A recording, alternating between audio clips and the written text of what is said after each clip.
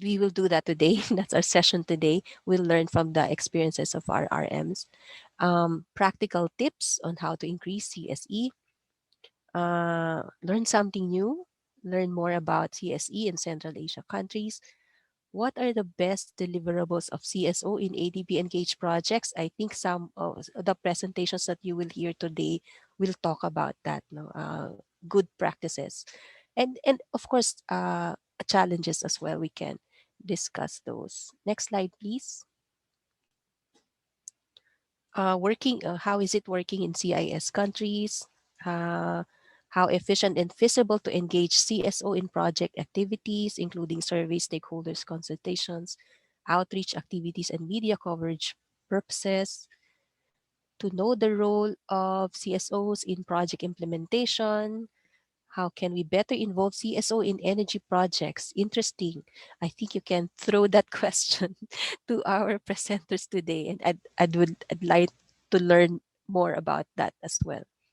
Also, learn more about existing CSOs who to partner with, who's the right organization to partner with, and be more effective, not only in specific projects but through the CPS country programming. Um, Country program strategies, and learn on how to how ADB can harness the strengths of CSOs in our project areas. I think these are the uh, uh, themes that we have been we started discussing since yesterday. Next slide, please. Okay. These are okay. In the dialogue yesterday with our friends from civil society. We had Lucine from Child Development Foundation in Armenia, and then Georgie from the if international how do you call, I forgot the name, sorry. He's strong in policy advocacy and freedom of information campaign, right? His organization, and these were the key themes that we picked up from yesterday's discussion. Uh, some thoughts were the pandemic exacerbated problems not only for the health sector, but uh, as well as on other aspects, social and economic. Number two, CSOs and their work are affected by the pandemic. They themselves are affected, small and big NGOs, those in rural areas, those working financial services, and those providing social services. So it has become more challenging. As we understand, CSOs work for to support marginalized groups and in very limited capacities and resources, much more today under this kind of conditions. Next slide, please. We also picked up yesterday that transparency and openness should not be compromised even at this time of pandemic. People should be more informed and engaged now so that government strategy will be more responsive to the people's needs. And the fourth point was about how CSOs can contribute in supporting government for pandemic recovery, given their wide range of expertise in the areas of education, health, youth, and monitoring public procurement. Next slide, please. And the fifth point was that we picked up from yesterday's discussion was that now is an opportune time to work together to recover from the pandemic. There is value in CSO networking from the grassroots up to the national level.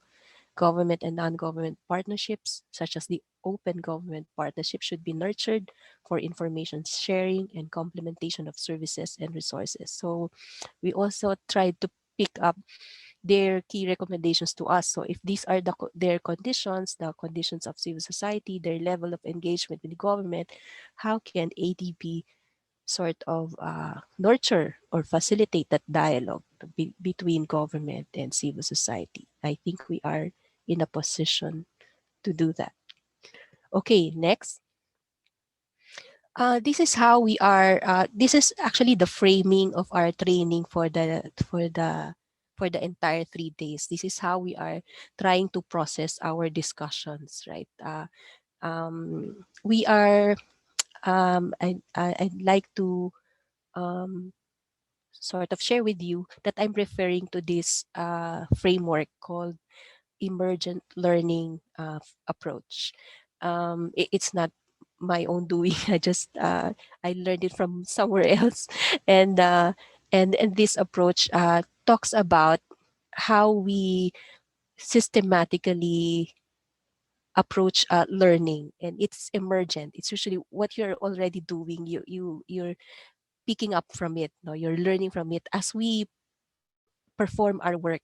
We learn, but the important thing is that that part of learning should be systematic, organized, and there's a sort of a purposive uh, use of insights to inform our next steps. So that's how the emergent learning process takes place. So it would usually, if you would look at the matrix, we start with our ground truths. We recall relevant experiences and examine our data at the lower left of the matrix. And then from those data that we have from current experiences, uh, both opportunities and challenges, we pick up our insights. What do we learn from the experiences and data that we have on the upper left uh, uh, quadrant of the screen? And then picking up our lessons or what we learned, let's hypothesize. Translate these lessons into a theory of success. If I do this, then this will happen. So we'll translate our insights into hypothesis statement. And then from I hypothesis, we will try to test it.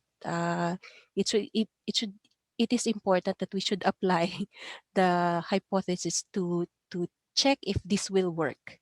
And then, which means we will look at opportunities where we can apply our theories. So that's the process that we're doing now. And we're actually on the ground truth stage. That's what we'll try to pick up. We'll hear from the experiences of our colleagues, and we are featuring for the first part of the session. We are featuring um, the case stories of Armenia and Uzbekistan. You have an opportunity to choose which ones you'd like to join in, but I would encourage you to participate in the discussions, no, and also share your own experiences in your own resident missions, in the way you have been dealing lately with civil society. What are your challenges and opportunities that you see?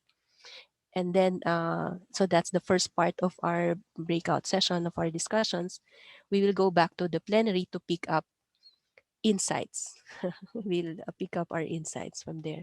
And then we'll break again for part two of our session to hear about the stories of Tajikistan and Afghanistan. And we'll do the same process. Again, in both sessions, uh, that you choose you will be able to choose two sessions today, and in both sessions I encourage all participants to also share your own stories as after hearing from the presentation of our colleagues. Is that all right? What's in the next slide? Do we present the okay, so for part one, our theme actually is working with service providers, CSOs, in COVID-19 context, but definitely some of the stories will also be related to advocacy. That will be all right. So we'll just pick up on. Uh, we encourage you to share your own experiences, both if you are dealing with service oriented organizations or with advocacy organizations. So are we ready to go to our breakout groups for this part? Again, as I mentioned, we will, uh, the two breakout groups are for Armenia. Our presenter for Armenia is Anushik. Anushik is here. Okay, I see Anushik. and prepared to present later. And also for Uzbekistan is the team of Mekri and her partners from the civil society organization CRAS, right? Okay, so Sam, who is our tech person today, uh, advised us that you can choose your session. Part one for Armenia, if you want to go to that session, or part two for Uzbekistan. All right, opening the rooms now, Rosel. Okay, thanks, Sam. Hello, everyone. How was our discussion? Sorry, we lost time. Actually, we haven't. Hi everyone. It was great. Hi. Great. I mean, So from our end, we lost.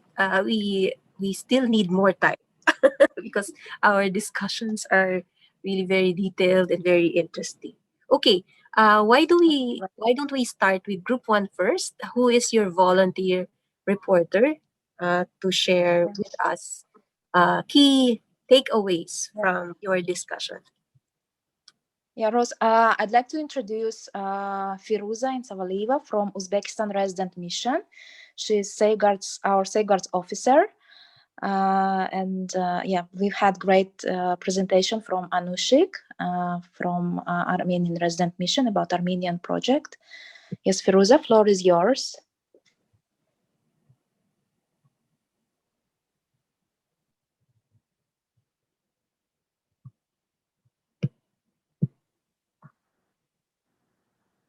Firuza?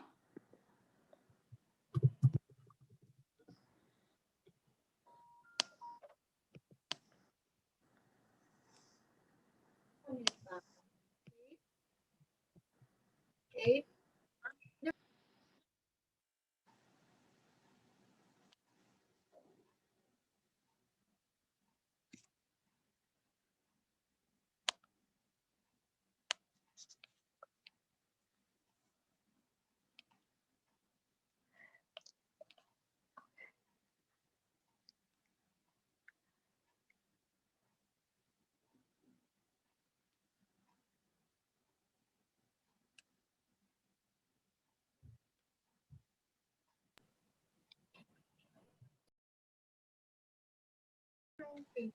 I think we've lost Firuza.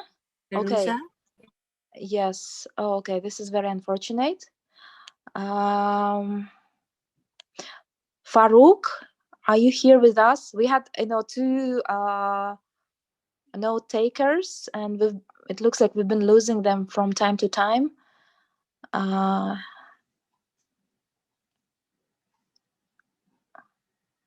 If not, Jennifer, maybe can you go ahead to give the summary notes? Feruza's entering the meeting. Okay, great.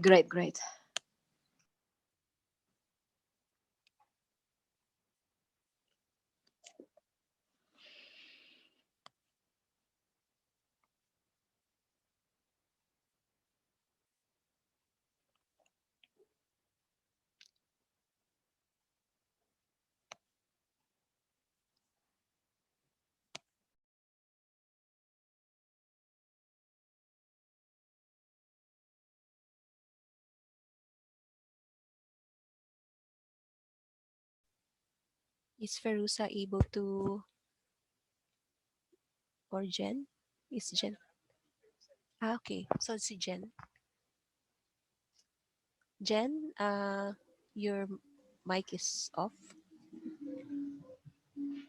Hi, Rosel. So Okay. I'll give the takeaway for Yes, group please. one. Thank you. Okay, so Perusa is here, but okay, I'll give the takeaway for our group. For group one, the presentation was about the project on deepening civil society engagement for development effectiveness, particularly civil society to facilitate online education in Armenia. But prior to the presentation of the actual project, Anushik provided an overview of the civil society in Armenia, particularly the key stages um, of transformation of civil society in Armenia. She also provided information on, in terms of the number of civil society structures, and she noted that a large majority of the CSOs are either not implementing a large variety of activities or non-functional. She also mentioned the major functions of civil society in Armenia, such as civic education and awareness raising, um, providing monitoring activities, human rights protection, and advocacy.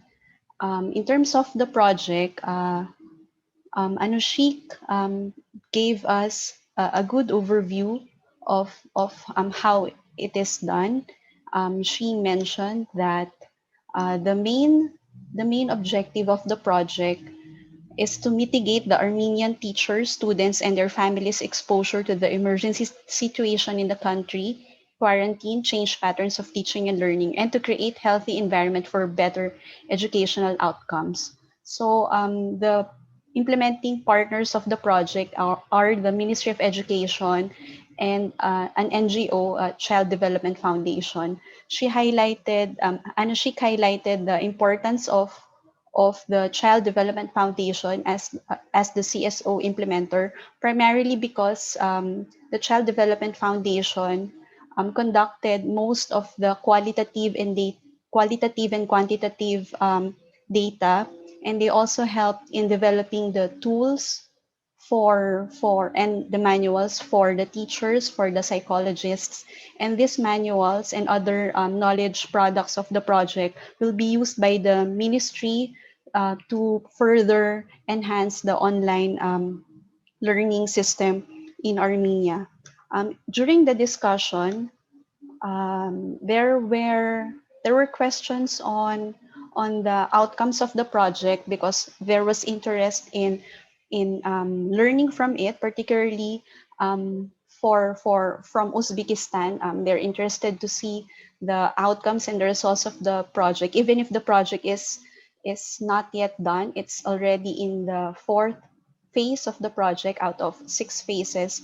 They would like to see how what aspects or components of the project can be replicated in their country.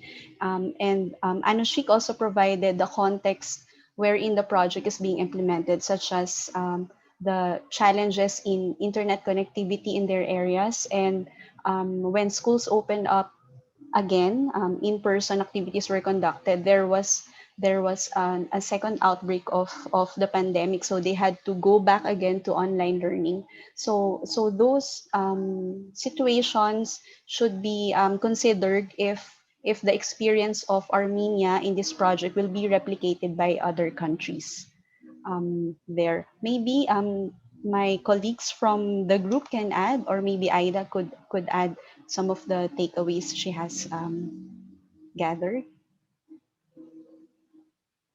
Much for a good, summary, very detailed summary of Anushik's presentation. You've taken out almost all basically all points. I just would like to add maybe some context information. Even though, there were on 4,222 CSOs, maybe apologies. Even though these,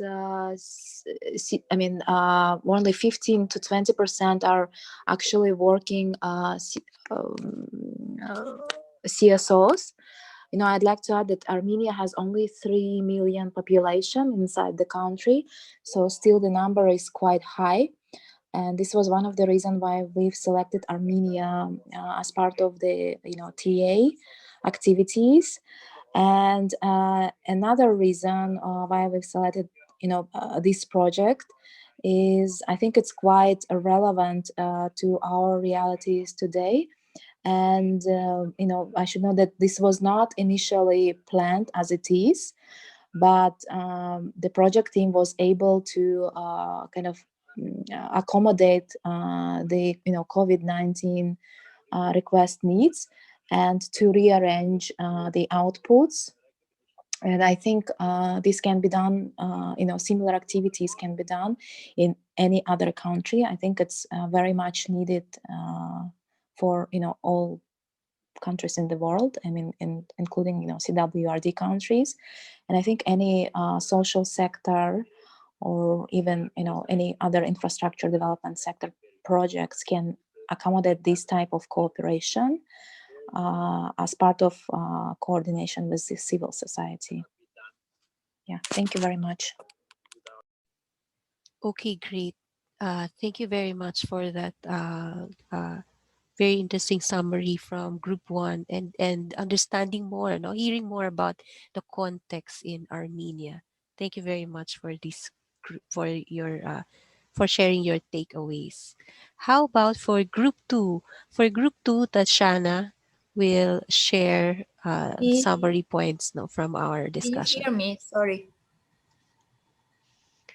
Before we I'm, Yes, proceed to thank you. sure, Thank you, Feruza. Rosal. Yes, yeah, yes, just please. Firuza, sorry. I had internet connections and I was not Okay. in Zoom for like 10 minutes. I was able to join again. Just Okay. to add here to the Armenia experience, it will be quite useful if we could have some kind of these CSO outreach programs on the regional level as well, and exchange experiences with our clients as well, let's say with executing agencies and etc. So I think, as earlier we have discussed in the group, that for Uzbekistan we are just like starting yeah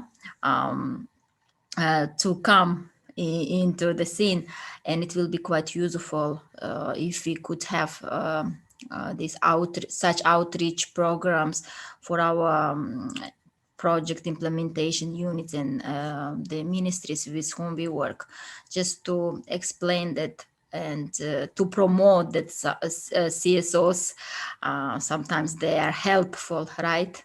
Because sometimes in the government agencies they have a different view about, so it's difficult to integrate CSO's participation in the project, and sometimes it becomes just like ticking the box exercise. So just to explain that they're helpful and where they can help.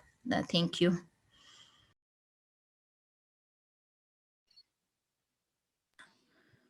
Thank you, Feruza. Great point that it's also common in other countries that really that relation between civil society and government can be quite challenging. But ADB works with governments. The interventions are through governments. So and we understand that delivery can improve if we work with groups that have direct relations with communities that we support. So it's important that we are able to facilitate such kind of dialogue between. It is a difficult task, but perhaps we have a space there in facilitating such dialogues between civil society and governments. Okay, thank you very much. Those are very important points. Um, we can go to group two. I see Yes, Mekri starting to introduce, and perhaps we can call in Yes, Tatiana. thank you, Roselle. Yeah, on behalf of Group 2, I would like again to thank our NGO partners, Liliana and Yelena, for their good job and good presentation. And unfortunately, we did not have enough time to have a Q&A session, but still it was quite interesting. So I would like to introduce my good colleague from Tajikistan Resident Mission, Ms. Tatiana Yevstefeeva, who has a very wide Алло, experience of Игорь, привет. Что-то CSOs. мы с тобой никак созвониться не можем, да. I, Я could you, yeah. I would like to give a floor to Tatiana, who will be reporting on behalf of Group 2 on main takeaways. Floor is yours, Tatiana. Thank you. yes, thank you very much, Mehri and Roselle. So I'm pleased to present key takeaways from Group 2, which talked about Uzbekistan experience in working with CSO So we had four presenters, two staff from the Uzbekistan resident mission and two staff from the NGO CRAS. So we had Mihri and Talat and Liliana and Elena. So we heard quite useful and detailed information about the experience. First of all, they shared experience about one ongoing project in Uzbekistan, which supports farmers in enhancing value chain, basically in improving food security for local farmers. So we heard overview of Adb Cso Partnership in Uzbekistan. So starting from 2019, they decided to enhance this partnership. So with help from NGO colleagues, they did CSO assessment in the country. Then they prepared database of most active CSOs by sectors and selected 3 pilot projects to do actual work, to work with CSO. And we heard about one pilot project, which is, as I mentioned, the livestock value chain development. CRAS colleagues, they presented their work under this project. So they had 3 main tasks to do. First of all, to raise awareness for farmers, among farmers, about this project. Then to conduct needs assessment and to do capacity building to train farmers. So it has to be mentioned that they are located quite far, about 1,000 kilometers from the capital, from Tashkent in Khwarezm region. So they covered quite big area. They managed to work in 11 districts in Khwarezm and 5 districts in Karakalpakstan, which are very remote districts in the country. So the CRAS NGO was selected based on their track record. They have relevant experience in working with international organizations. They have experience in doing capacity building on ecological issues in agriculture, and also implemented several projects in education. So they are quite experienced NGO, so that's why they were selected for this project. They managed under this unexpected COVID situation, they managed to complete the awareness raising among farmers, of course with support from local government. And they also did needs assessment among farmers, so they had to adjust their mode of working. So they had to change some experts to replace some experts, and they also had to extend their contract. So ADB was quite flexible in that. And currently the NGO is about to start the capacity building activities among farmers. So their contract will end in June 2021. So they are currently developing models of training, and so the activities will start, the capacity building activities will start soon. So these are my main takeaways from the session. So maybe other participants will add something. Yeah, thank you. It was quite interesting and useful session, quite detailed. Thank you, Tatiana. So from both groups, we picked up some elements. Now, what worked is their both projects are relating with government as well. For Armenia, with the Ministry of Education, and from our group, CRAS was also working with Ministry of Agriculture. So and they were selected because of their existing track records in or the expertise of their specific organizations. In both experiences in both stories. They had to adjust their ways of working because of the lockdown, but it helped that uh, their contract arrangements with ADB is quite flexible to allow them to adjust contract agreements. Yeah, so and all that is also those are, we see that they are able to continue to work and support ADB even under very challenging contexts within their respective countries. Okay, so why don't we start again two sets of discussion at the next round, this time with Tajikistan and with Afghanistan. Okay, so I think you've selected your groups already. So we'll go straight to that so that we'll not assume their time. So we'll have, this time we'll have a bit, perhaps if it's all right with you, we'll extend a little bit if that's all right. So we give time for our presenters to share their stories and for you as well, no, to add to those stories. Okay, Sam can Okay. divide now. Yep. Divide now to two groups. Thank you. All right, Rosal. Opening the breakout rooms now.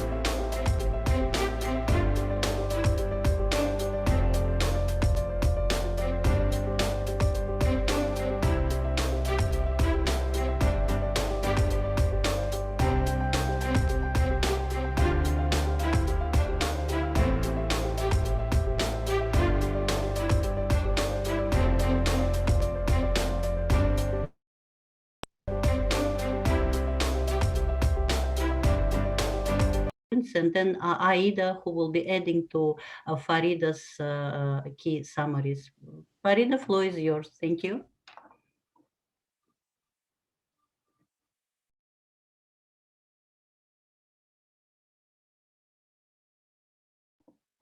Farida, are you with us?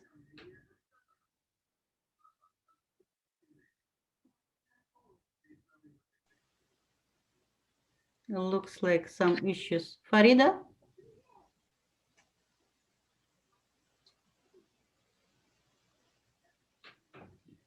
Sorry Farida, for you this. may want to unmute your mic. Phone. Yes. Okay, great. Hi, colleagues. I'm really sorry. I had a cut out of the internet. Sorry. So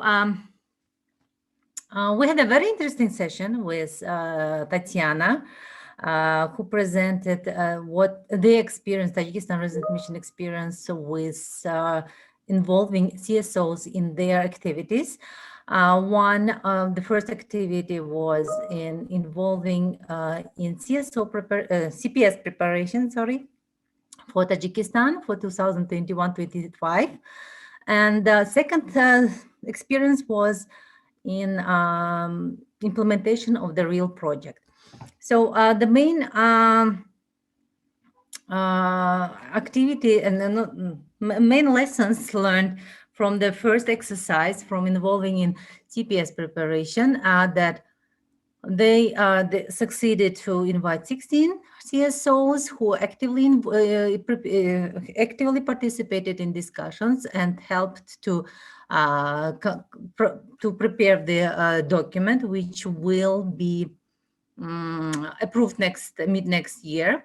And the main challenge was some of the CSOs who did not appear on the online meeting, which was actually conducted for 2 hours, because they were lost interest in participation, seeing no progress for them. For example, not involving them in ADB projects, having meetings with ADB, but not being motivated to participate in such meetings. Second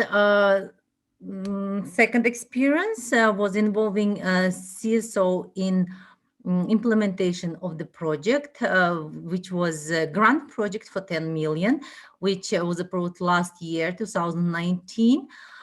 This is a development of the project called Tourism Development Program, worth 10 million.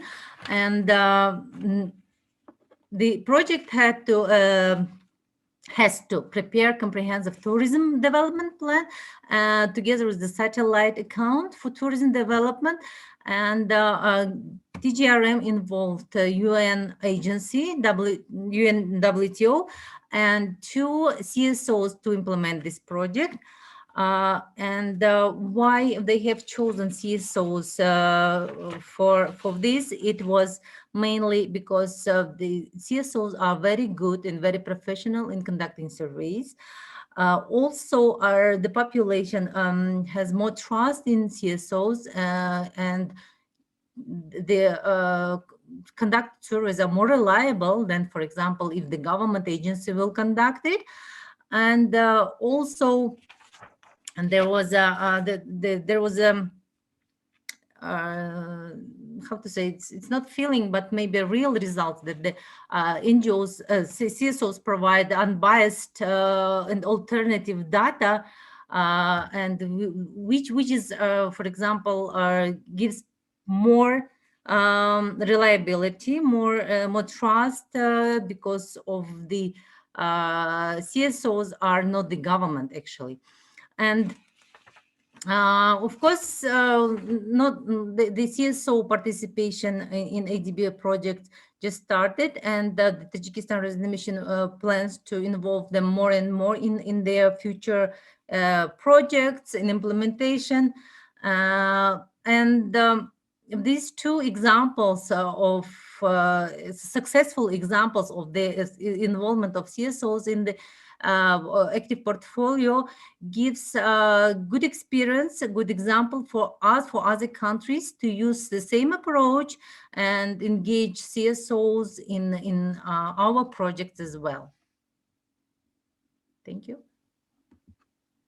Thank you, Farida. Aida? Yes, Farida, thank you very much for this good summary. Yeah, and I'd like also to thank Tatiana for making excellent presentation. And I just wanted to add, that Tatiana have initiated, kind of shared this experience on our previous, Adb anchor training, and from that, we've continued our discussion on, her. On the items that she have shared with us, and this is how this basic presentation. I mean, this is why Tatiana has been selected to do this presentation. And also, as Farida has mentioned, there was excellent discussion about CPS. I mean, with NGOs, we could see that this was really meaningful. And from that, we learned that there may be more need on NGO, some kind of NGO activities, engagement in Tajikistan portfolio for the future. And with this, for any other anchors, project analysts, safeguards officers, whoever, participants joined our training, I really encourage you to share with us any of the issues that you may have with CSOs, or any of the opportunities you may see in some other, in the ongoing projects, processing projects.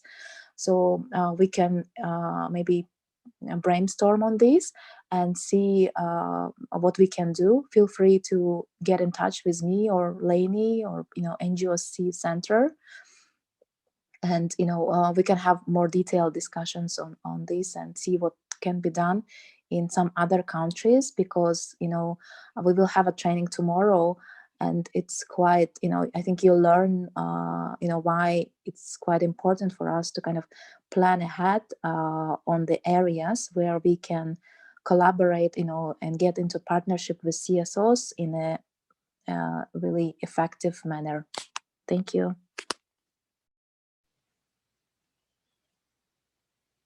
Thank you very much, Farida, Mekri, and Aida, for summarizing what you picked up from your own session, and for Aida also to start talking about our next steps already, right? Which means that we can continue our conversations even after this training. And for tomorrow, you'll have an exciting session also about really providing input and knowing more about how we can. How we can promote cooperation with civil society in ADB by reviewing our draft new staff instruction on the subject. I'm going ahead of our session. Okay, great. Thank you very much. Let's hear from group two. From our group, Malika will share key takeaways from our discussion. Malika? Yes, we also had a very interesting session, and first of all, just thanks to Mr. Ayubi Muhammad for very comprehensive and interesting presentation. And the key points at the it was very interesting to know about the improvements and just development of partnership with CSOs in Afghanistan for improved development outcome, and how many NGOs were created, and also the very different types of NGOs, and in what sectors they are working, like providing the emergency services, also in key sectors like water resource management, irrigation, health, infrastructure, conflict resolution, education, and gender. Also, it was interesting information about the growing of this number and types of NGOs in different times, periods, and their roles, increasing roles in development of the country. And also we heard many information about the ADB cooperation with the community organizations, and they have currently few projects like in the field of small irrigation, in the agriculture sector, processing, and also many projects are planned regarding the wood, also irrigation, and many grants are going to that organizations, including Water Users Association and others. And also it was interesting to know about the peace training and research organization which NGO which was selected for the ADB project, and its role for the conduction of consultations, broad consultations with the communities to understand this fragility and political situations. And the roles of CSOs is very big, not only in implementing, but also in monitoring, and also delivery of the government programs. It was quite interesting to know. Also, the challenges which the CSO has in the country, like security, corruption, and others, absence of rule of laws.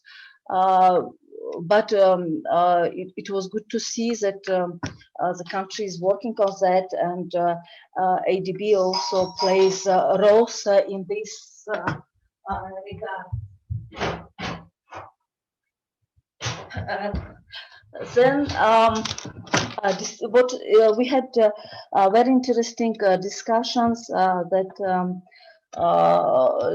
and questions was regarding the support from the government to CSOs in Afghanistan, and how the government support these organizations, and it was also quite interesting to see how people can solve their problems, and how CSO just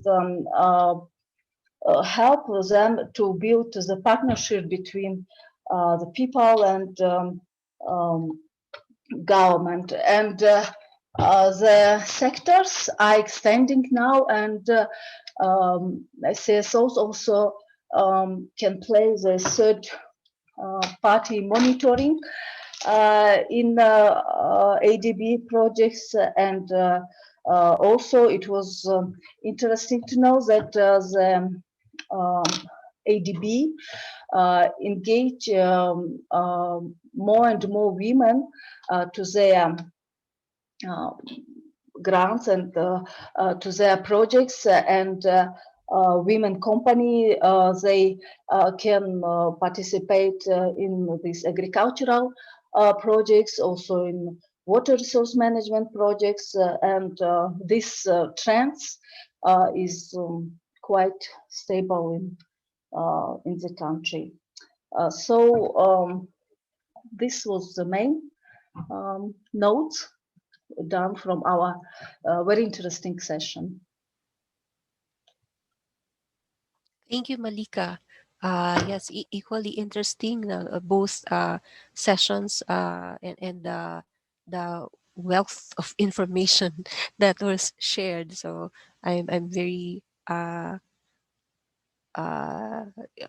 pleased with the kind of data, the kind of information that we actually already have in terms of civil society engagement, and the very rich experience as well.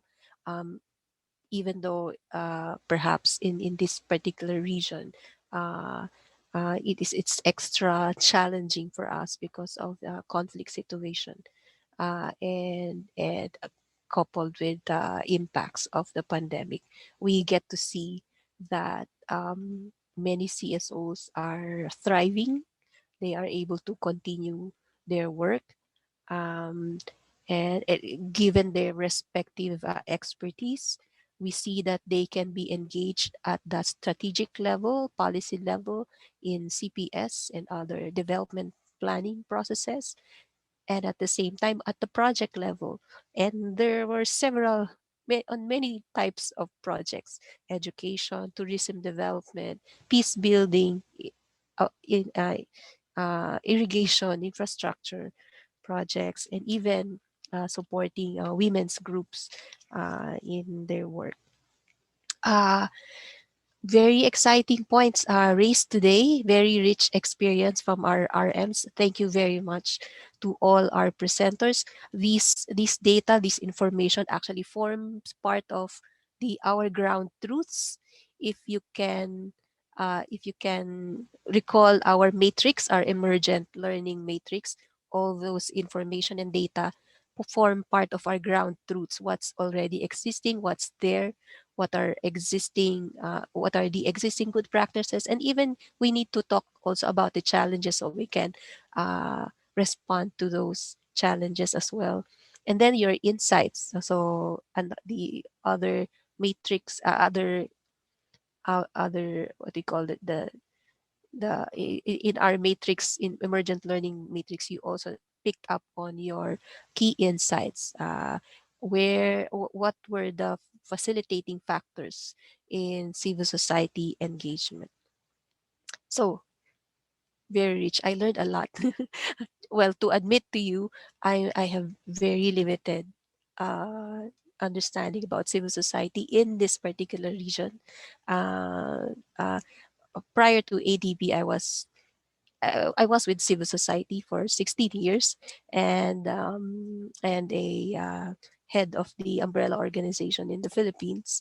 Um, which for the some earlier times, there's very dynamic civil society in the Philippines, but towards current years, it's becoming more challenging, particularly in engaging with government. But I have very little awareness of the work of civil society in the Central and West Asia, because actually they're also underrepresented in many Asian regional association of NGOs and even global association of NGOs. We we meet very few of them. So I think that's an area where ADB can support their work, right? Because we see right now in your experience that they can very much be involved in our programs, our projects, in bringing results, in monitoring even performance of ADB and performance of governments in our work. Okay, that's a really very interesting discussion, but we will have more to discuss. I'm sorry, we we are 30 minutes over time, but I'm glad that you're still staying for this meeting. We'll have more of this tomorrow. We'll focus on uh, commenting, sharing our points on the draft staff instruction on promoting cooperation within ADB with civil society, and then specific practice, no, practice skills practice on documenting civil society engagement in our project documents. So stick around until tomorrow. We'll see each other again, 3 p.m. same time, and for now we'll call it a day. And I hope you enjoyed our session today. Thank you very much. See you tomorrow. Thank you. Thank you all. Thank you. Goodbye. Thank you. Thank you. Goodbye.